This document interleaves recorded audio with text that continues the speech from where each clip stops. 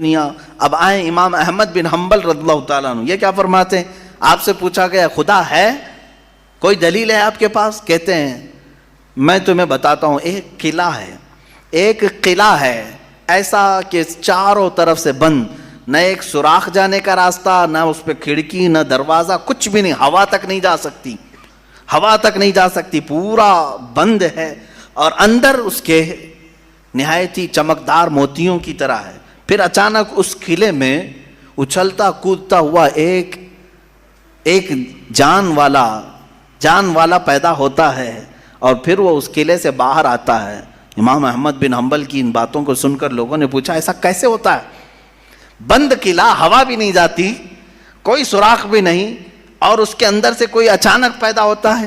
امام احمد بن حنبل فرماتے ہیں یہ تو روز ہوتا ہے, مرغی کے انڈے میں نہیں دیکھتے. مرغی کا انڈا مجھے بتاؤ اس میں کتنی کھڑکیاں ہیں؟ انڈا تو اوپر سے پورا بند ہوتا ہے, ہوا تک نہیں جاتی, لیکن مرغی اس کو گرم کرے. اب تو مشینوں سے بھی ہوتا ہے. مجھے یہ بتاؤ وہ انڈے کی زردی اچانک ایک جاندار چوزے کی شکل کیسے اختیار کرتی ہے؟ کون ہے جو اسے چونچ دیتا ہے؟ کون ہے جو اسے پر دیتا ہے؟ اور پھر ہم نے جانوروں کو, پرندوں کو, ہر ایک مخلوق کو دیکھا ہے, ان میں رنگ ایسے بھرے ہوئے رہتے ہیں, دنیا کا کوئی آرٹسٹ بھی اس طرح کے رنگ بھر نہیں سکتا. کیا ہم مور کو نہیں دیکھتے؟ طرح طرح کے خوبصورت اس میں ڈیزائن کیے گئے ہیں, ایسا لگتا ہے کہ کوئی قلم لے کر کے ڈیزائن کیا ہے, کوئی برش سے ڈیزائن کیا ہوا ہے. نہیں میرے عزیزو, یہ قدرت کی شاہکاریاں ہیں, رب ذوالجلال کی شاہکاریاں. اور تم بے شمار خوبصورت مخلوقات کو دیکھو گے. پھر میں ان دہریوں سے پوچھتا ہوں آخر ان تمام کو پیدا کرنے والا کوئی تو ہوگا. تم لاؤ ڈھونڈ کر کے آخر کون ہے یہ سب پیدا کرتا ہے. یہ تو تخلیق, نظریے تخلیق, خدا کو پہچاننے کے 4 نظریے دنیا میں مشہور ہوئے ہیں. الہیات, اس کو علم الہیات کہتے ہیں جو میں بیان کر رہا ہوں, تھیولوجی, سائنس کے نظریے سے بھی, یعنی اللہ کو پہچاننے کے لیے, خدا کو ڈھونڈنے کے لیے نظریے بنائے گئے. فلسفیوں نے الگ, سائنٹسٹ نے الگ, علماء ربانیین نے الگ, حکماء نے الگ, سب کے اپنے اپنے نظریے ہیں. ہم اللہ رب العزت کو نظریے تخلیق سے واضح کرتے ہیں, لوگوں کے سامنے بتاتے ہیں کہ اللہ پیدا کرنے والا ہے. کیونکہ قرآن پاک میں جگہ جگہ اس نے, اللہ تعالیٰ نے اپنی ربوبیت کا, اپنی تخلیق کا اظہار جو فرمایا ہے وہ یہی فرمایا کہ تم اتنے کمزور ہو کہ ایک مکھی کو نہیں بنا سکتے, ایک مکھی پیدا نہیں کر سکتے, کتنے کمزور ہو. اور وہ رب ذوالجلال ہزاروں کروڑوں مخلوقات روزانہ بناتا ہے, روزانہ انہیں موت بھی دیتا ہے. حیات و ممات اسی کے دست قدرت میں ہے. عزیزان گرامی وقار, اللہ تعالیٰ کی بے شمار صفات میں سے مجھے کئی صفات پر عرض کرنا تھا. میں سب سے پہلے اس کے وجود پر آپ کے سامنے یہ دلائل رکھا. عام مسلمان بھی کسی دہریے سے کہہ سکتا ہے کہ اللہ کے نہ ہونے پر جو تو اس قدر ناچ رہا ہے, آج ایتھیزم کا بہت زیادہ آج چل رہا ہے. وہ کہتے ہیں کوئی دین دھرم ہوتا نہیں, کچھ نہیں ہوتا ہے, کوئی خدا نہیں ہوتا, دنیا میں ایسے ہی چل رہا ہے. مذاق کر رہے ہو میاں. ابھی تک تو وہ آٹومیٹک گاڑی بھی نہیں آئی بغیر ڈرائیور والے, ابھی تم بول رہے ہو. بہرحال دنیا میں کوئی چیز کو بنانے والا ہوتا ہے. آٹومیٹک گاڑی آ بھی گئی تو میری اس دلیل کو یہ مت سمجھ لینا کہ گاڑیاں بغیر ڈرائیور کے نہیں چل سکتی. مفتی صاحب نے کہا آپ تھوڑے دنوں کے بعد آنے والی ہے, اس کا مطلب کیا بغیر ڈرائیور کے بھی سب چلتی ہیں؟ میری یہ دلیل اس لیے نہیں ہے. بغیر ڈرائیور والی گاڑی اگر چل بھی گئی تب بھی میں سوال کروں گا کہ اس کو آخر گاڑی کو بنایا کون ہے؟ یہ بنایا کون ہے؟ کوئی تو انسان بنایا ہوگا.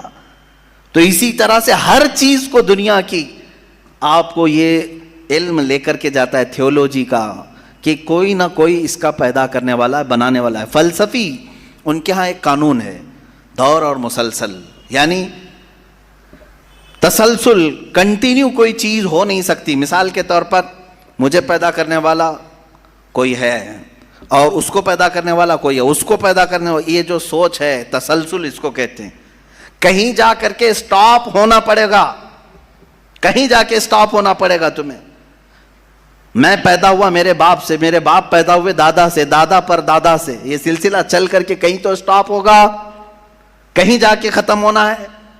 تو فلسفی اس بات کو مانتے ہیں کہ دور اور تسلسل محال ہے، یعنی کنٹینیو ایسی جاتا رہے، یہ محال ہے. ان کے ہاں ایسا ہے. میرے عزیزو، اب اگر میں ان سے سوال کروں کہ جیسے بہت سارے لوگ بھگوانوں کو بھی مان لیے، جبکہ بھگوان کی بیوی بھی ہے، بھگوان کے بچے بھی ہے اور بھگوان کا باپ بھی ہے، تو پھر اب سوال آئے گا کہ بھگوان کا دادا کون، بھگوان کا پردادا کون؟ پھر وہ نسب چلے گا. کہیں تو جا کے رکنا ہے، کہیں تو جا کے رکے گا. بچے ہیں تو اب تک ان کی نسل کیوں نہیں؟ بھگوان کے بھی بیٹے بیٹیاں تھیں نا، بہت سارے بھگوانوں کا تذکرہ ہندوستان میں ہے، ان کے بیٹے بیٹیاں بتائی گئی ہیں. کتنے بیٹے تھے؟ رام کے بھی، کرشن کے بھی، سب کے بھی بتائے گئے ہیں بیٹے بیٹے. تو اب اولاد کہاں ہیں؟ باپ دادا کہاں تھے؟ میرے عزیزوں، میری اس بات کو یقیناً کوٹ کیا جائے گا. مجھے معلوم ہے چند دنوں پہلے یہ کہہ رہا تھا اورنگزیب کی اولاد برتن مانج رہی ہے، ٹیپو سلطان کی اولاد پنچر لگا رہی ہے. تجھے تو یہ ٹیپو سلطان اورنگزیب کی اولاد نظر آئی، ان کی کہاں ہے جن کا میں ذکر کر رہا ہوں؟ ان کی کہاں ہے؟ اور بہرحال اورنگزیب اور ٹیپو سلطان ان تمام کو چھوڑو، ان کی اولاد کو تو نے برتن مانجتے یا پنچر لگاتے تو دیکھا اللہ نے تو تجھے بانج بنا کر رکھا ہے. تیرے سے کوئی چیز نہیں آ سکتی سوائے گوبر اور غلاظت کے، کوئی چیز نہیں آ سکتی. میرے عزیزوں، میں یہاں عرض یہ کر رہا ہوں دور اور تسلسل، کہ اگر اس طرح کسی کا باپ ہے تو پھر دادا بھی ہوگا، دادا ہے تو پردادا بھی ہوگا، یہ چلتا رہے گا سلسلہ. یہ اسلام یہ ہے جس نے کہا قل هو اللہ احد اللہ الصمد لم یلد ولم یولد. کہو وہ اللہ ایک ہے، اللہ بے نیاز ہے. لم یلد، نہ وہ کسی سے پیدا ہوا ہے، ولم یولد، نہ اس سے کوئی پیدا ہوگا. اس سے کوئی لم یلد، اس سے کوئی پیدا نہیں ہوا، اور نہ وہ کسی سے پیدا ہوا. یہاں ختم ہو گئی بات. اب نہ میرے خدا کا کوئی باپ ہے، نہ بیٹا ہے، نہ بھائی ہے، نہ بہن ہے. کہیں یہ تصور آئے گا ہی نہیں. تم ہم سے یہ سوال نہیں کر سکتے کہ اللہ کے آباء و اجداد کہاں ہے، اولاد کہاں ہے. ہم نے خدا کو مانا ہی ایسے ہے کہ وہ جسم و جسمانیت سے بھی پاک ہے، رشتہ داری سے پاک ہے، کوئی نہ اس کا ہمتا ہے، ایک ہی سب کی سنتا ہے. یہ اللہ تبارک و تعالیٰ کے متعلق ہمارا یقین یہی ہے. عزیزان گرامی وقار، دور اور تسلسل کا جو قانون ہے، میں نے یہی بتایا کہ بعض لوگ اس چیز کے ذریعے سے بھی چاہیں تو ہدایت حاصل کر سکتے ہیں کہ کہیں تو جا کے ہمیں فل سٹاپ ہونا پڑے گا. کوئی تو ہے جو اینڈ ہے، اس کو کوئی پیدا کرنے والا نہ ہو، جا کر کے تمہیں ختم ہونا پڑے گا ایک نہ ایک جگہ. کہ کوئی تو ہے جو لاسٹ ہے، اس کو کوئی نہ پیدا کیا ہو. اگر اس کو بھی کوئی پیدا کیا ہے تو پھر یہ بھی بات آئے گی اس کو بھی کوئی پیدا کیا ہوگا. تو ہمیں ایک ایسی ذات ماننی پڑے گی جس کو کوئی نہ پیدا کیا ہو. تبھی جا کر کے ہم یہ کہتے ہیں وہ جو ذات تم جا کر اینڈ ہوگے اسی کا نام اللہ رب العزت ہے، جس کو کسی نے پیدا نہیں کیا. یہ اسلام کا بہترین عقیدہ ہے. میرے عزیزو، توحید کسے کہتے ہیں؟ اب بات آتی ہے، وجود کی بات ہو گئی، اللہ ہے اتنا تو ماننا پڑے گا. اس کے لیے تو بہت ساری دلیلیں بچے بھی پکڑ کر کے بتا دیں گے. ایک خاتون، ہم نے بچپن میں پڑھا تھا، ایک بوڑھی عورت چرخہ سل رہی تھی، اس سے جا کر کسی نے پوچھا کہ اللہ ہے کہ نہیں ہے؟ تو اس نے کہا ہے. کیا دلیل ہے؟ کہا یہ میرا چرخہ جو سل رہا ہوں اسی یہی دلیل ہے اللہ کی. کہا کہ کیسے؟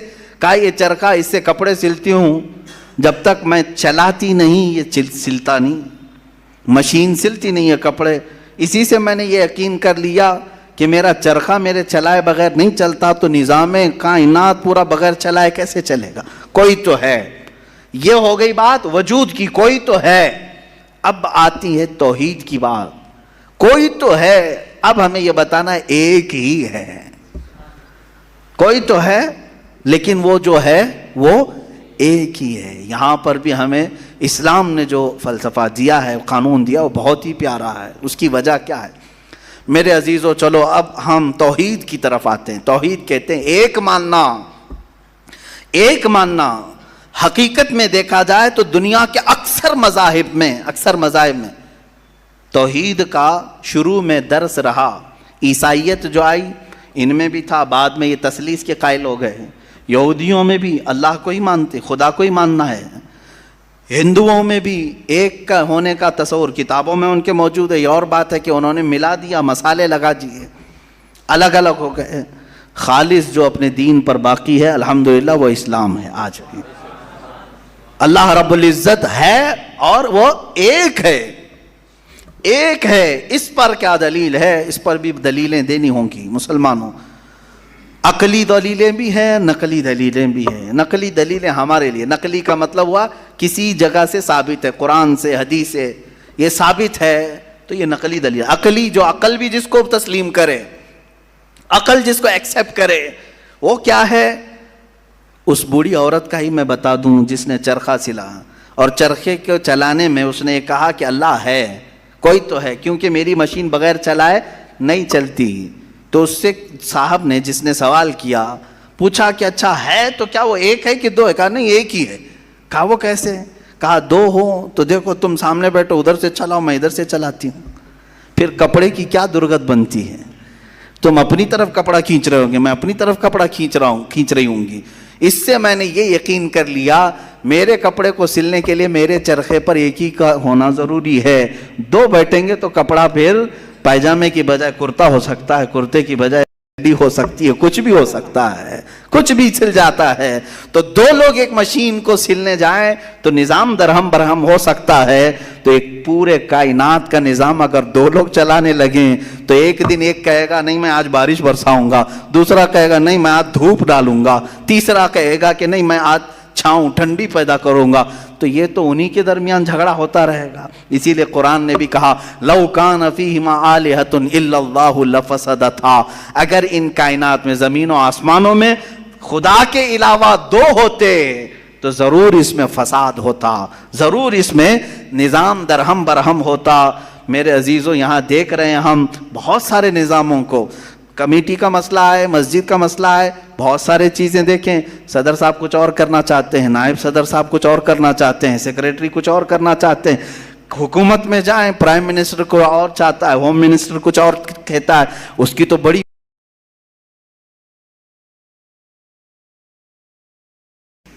پتہ ہی نہیں ہے. لیکن نظام ایک ملک کا چلا رہے ہیں، ایک ملک کا چلا رہے ہیں. فساد اسی لیے ہو رہا ہے، فساد اسی لیے ہوتا ہے اور ان کو پتہ بھی نہیں رہتا. وہ بھاشن میں کچھ اور بول کے آئے، یہ پارلیمنٹ میں کچھ اور بول کے آیا. یہ سب ہماری مثالیں جو میں آپ کو پیش کر رہا ہوں دیکھ کر کے سمجھنے کے لیے.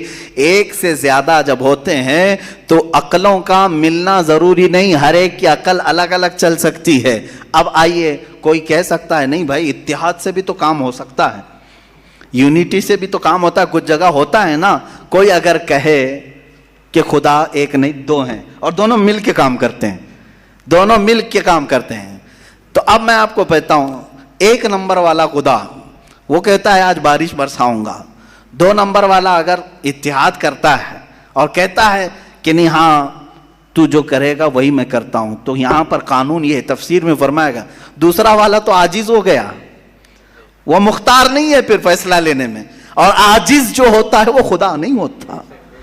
خدا وہی ہوتا ہے جو مالک و مختار ہے، جو خود فیصلے لے گا اور اس میں کسی کو شریک نہیں کرے گا. تو اگر دوسرا والا مان گیا اس کی تو وہ خدا عاجز ہو گیا، اس کی اپنی نہیں چلی. دوسرے دن دوسرا چلایا اور پہلے والا راضی ہو گیا تو پہلا عاجز ہو گیا.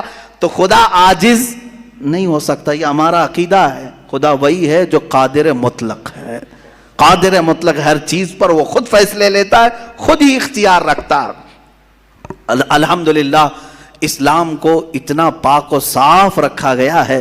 خدا کا جو عقیدہ ہے ہمارے ہاں، عقیدہ توحید ہے، وہ انسان کے ذہن کو بھی پاک و صاف کرتا ہے، انسان کا ذہن بھی پاک و صاف رہتا ہے.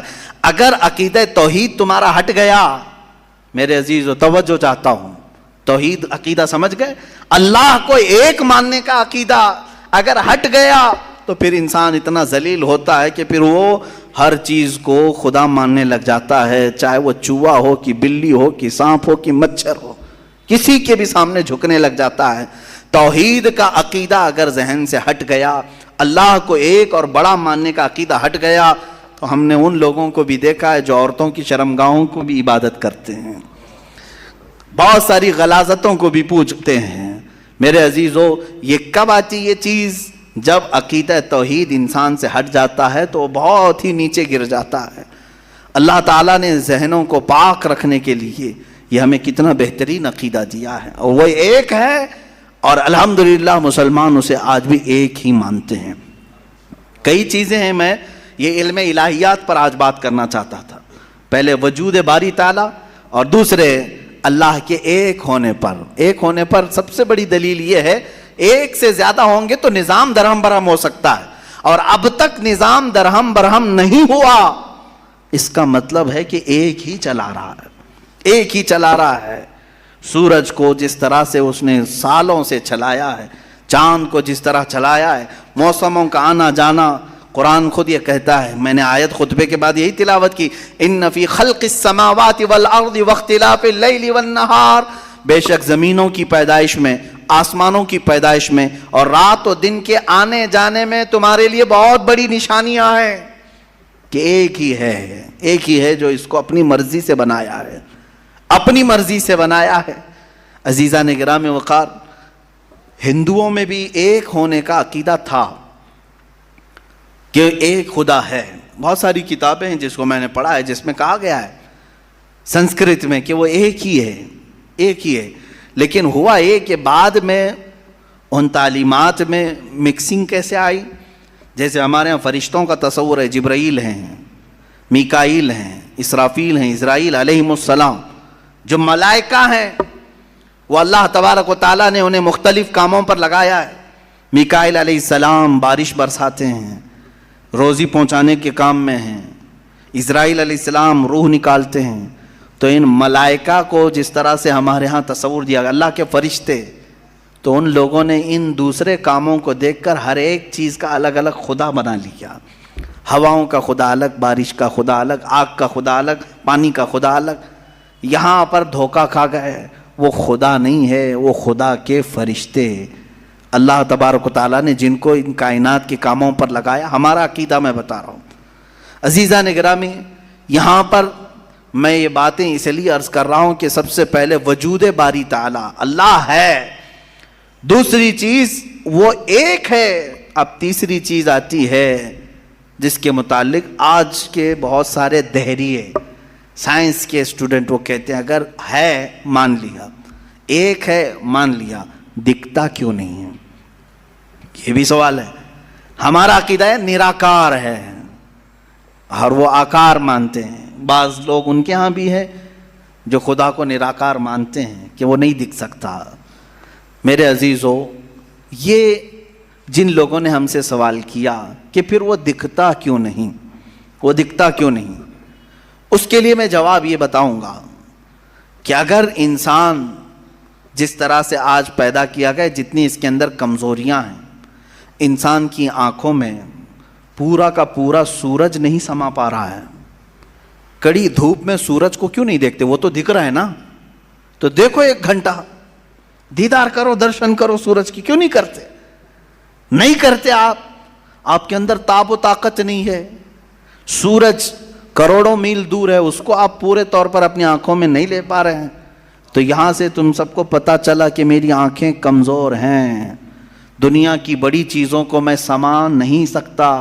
تو یہ تو سورج کے بارے میں کہہ رہا ہوں جو رب ذوالجلال کی ہزاروں نہیں کروڑوں تخلیقات میں سے ایک ذرہ ہے، اس ایک ذرے کو ہماری آنکھیں نہیں سما پاتی، تو پورے کائنات کے خدا کو، رب ذوالجلال کی تجلیات کو کیسے سما پائیں گے؟